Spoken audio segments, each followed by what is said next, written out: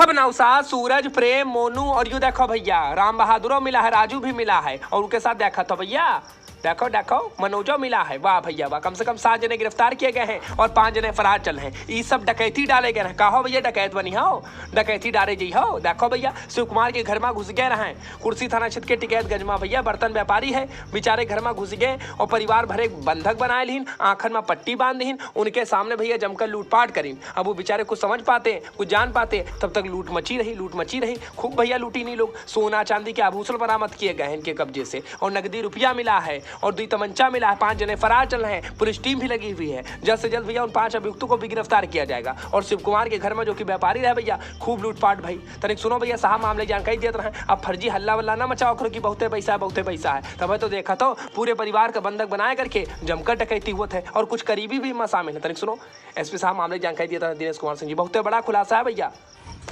दिनांक 18 की रात में 11 बजे के आसपास पुलिस को सूचना मिली थी कि टिकैतगंज के शिव कुमार निगम जी के घर में 6-7 की संख्या में बदमाश आए और उन्होंने जो डकैती का घटना कारित किया। तत्काल पुलिस उसको गंभीरता से लेते हुए हमारे सभी ऑफिसर्स, सभी टीमें वहां पे लगी। स्वाट, सर्विलांस, फील्ड यूनिट वहां पे तुरंत एक्टिव हुई और उसी दिन जैसा आप देख रहे हैं घटना के दिन से लगातार हमारी टीमें काम कर रही थी। 2 दिन बाद घटना के 3 दिन बाद उन्होंने सूचना दिया कि जो माल है उसके लगभग अमाउंट वो इंश्योर नहीं हो पा रहे थे, तो 8-9 किलो के आसपास बताए कि चांदी होनी चाहिए और कुछ गोल्ड। यद्यपि पुलिस को अन्य स्रोतों से जो जानकारी मिल रही थी कि इससे ज्यादा हो सकती है। लगातार टीम हमारी लगी हुई थी जिससे सफलता मिली। कल 7 बदमाश इसमें गिरफ्तार हुए और उनके द्वारा उनसे पूछताछ की गई। पूछताछ में उनसे जो अभी तक की बरामदगी हुई है वो 21 किलो 200 ग्राम चांदी और 51 ग्राम सोना बरामद हुआ है। इस घटना में प्रयुक्त जो एक मोटरसाइकिल थी वो बरामद हुई है।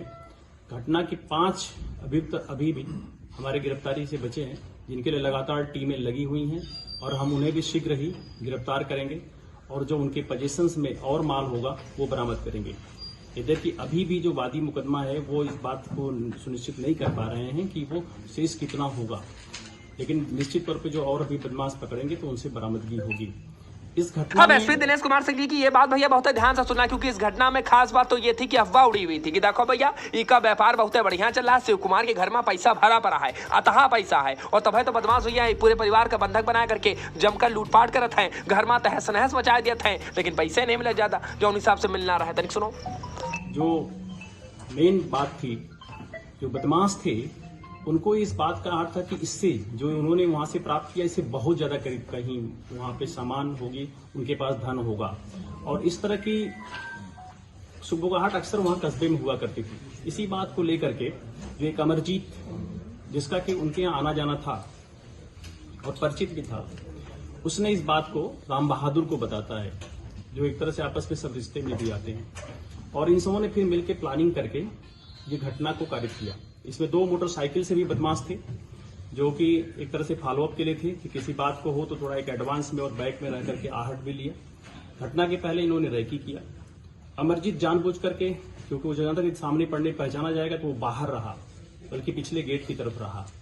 और इसी तरह से पिछले कुछ दिनों में इस घटना का जो एक मेन लीड में था गणेशी भी संपर्क में इनके आया और कई बार दुकान में आया और बैठा उठा इनसे करीबियत बढ़ा लिया और इसलिए गणेशी भी थोड़ा लेट से एंट्री करता है घर में और वो भी तब जब बदमाशों ने उनके इसके इशारे पर इन लोगों के आंख पे पट्टी बांध दी तब वो एंट्री करता है जिससे कि वो पहचाना न जा सके। तो इस घटना में अगर देखें तो 2 लोग इनके काफी आने जाने और करीबी लोग थे और इससे पहले भी इस बात की लग रही थी कि जो वहां पे एक्टिविटीज थी उसमें करीबी लोग, जानकार लोग होंगे और इसीलिए उनको आइडिया था कि वो बर्तन और कपड़े के बैग खंगाल रहे थे इस तरह का, क्योंकि उनके बारे में था कि वो ज्वेलरी हो सकता है बर्तन में रखते हैं, कपड़े के बैग में रखते हैं कैश।